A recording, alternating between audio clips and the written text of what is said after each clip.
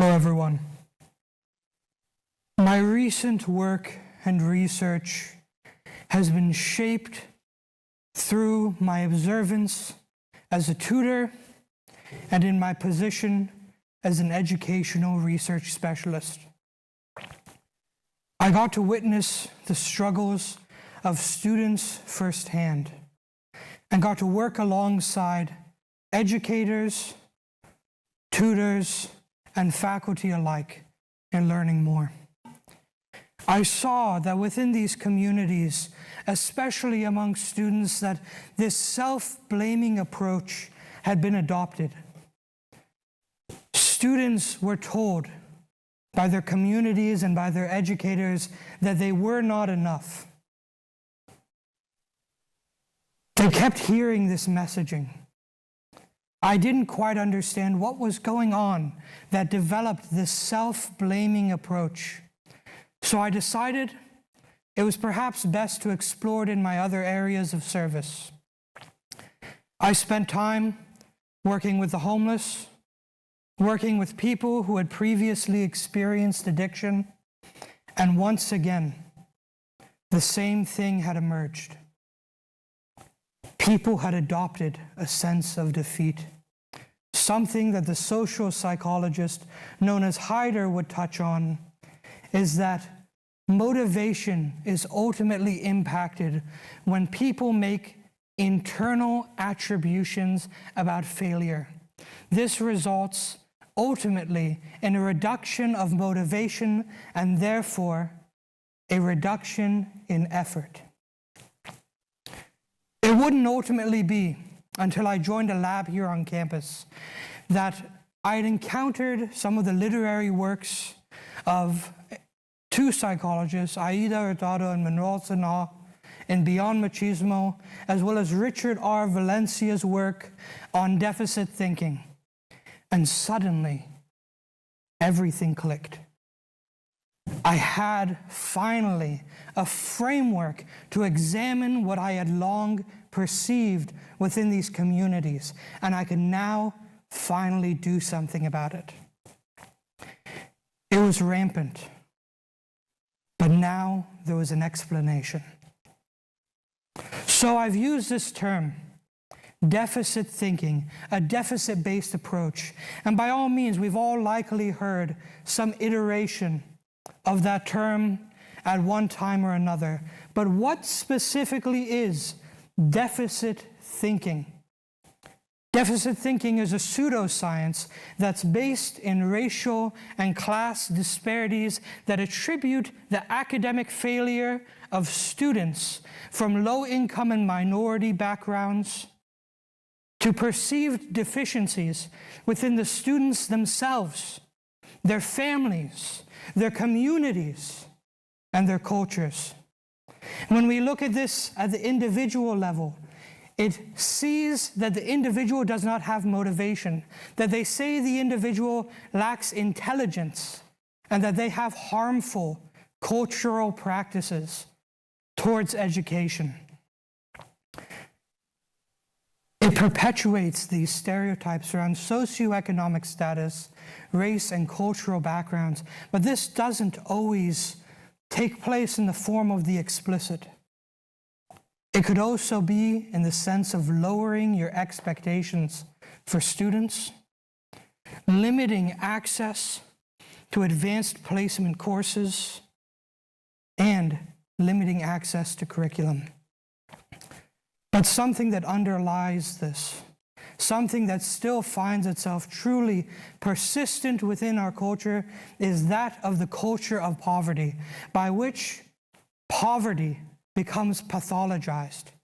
It frames poverty as the failure of an individual and their culture. It is akin to planting a seed into poor soil because we do not look at the systemic aspects of what develops these issues. I've worked alongside many educators, well-meaning teachers, people who care about their students, who want to see them succeed, as any good educator truly does. But this cannot be done underneath the framework of deficit thinking.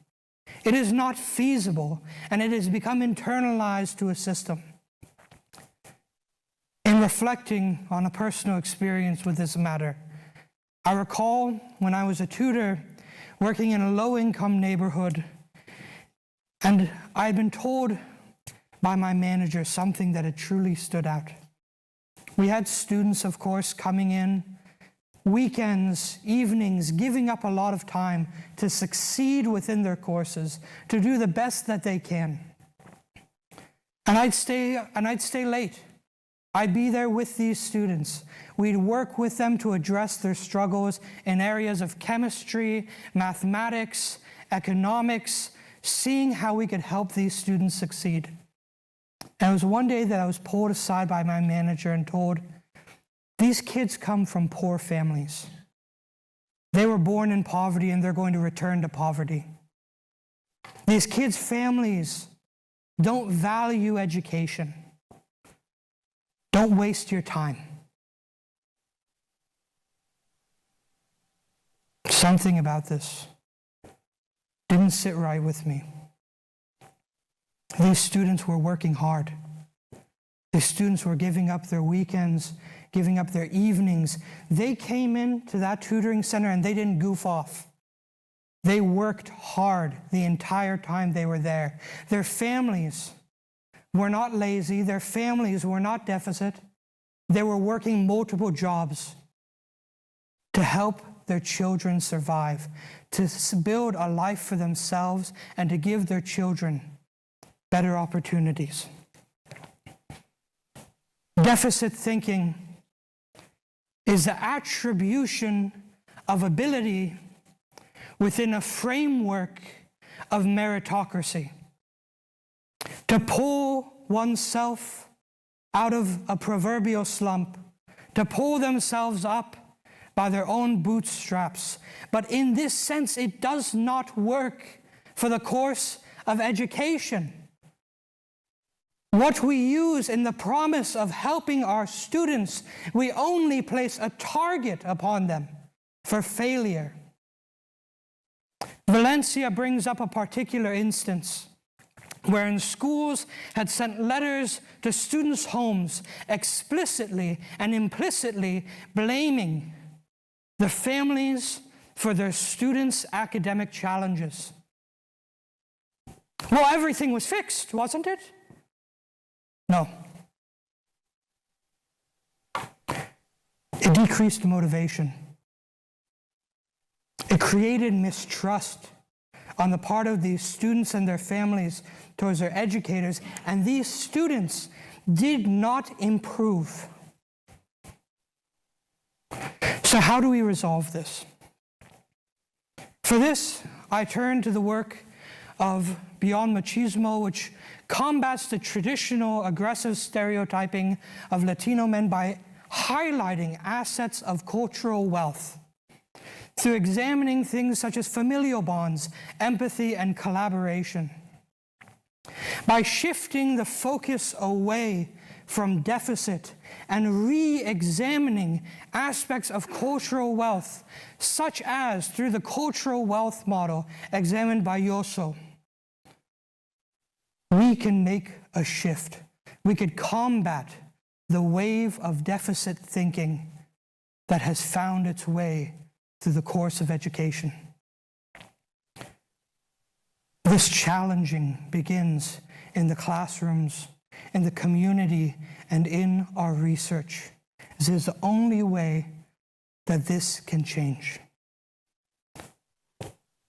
If we wish to grow a healthy crop, and our crop does not produce a decent yield, we would, of course, blame the seed first, wouldn't we? No. It would be wasteful. We examine every indicator of health within the environment of the seed. We look at pH, soil texture, soil type. We truly see, does the environment of the seed foster its growth and wellness? If it does not, we must first turn our attention to the environment before we could look at the seed itself. And I say, in seeking to help uplift the next generation of academics, of students, of people in this world, let us do the same, to foster the environment for these young minds to grow. The students of our nation are not deficient. They are hungry, rich in mind and experience. Their culture provides enrichment, not deficit. We cannot blame them for their hunger.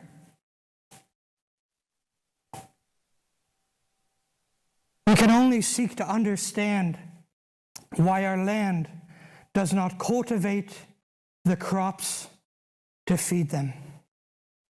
So let us unite to till the soil for future generations and stop blaming the seed for not growing.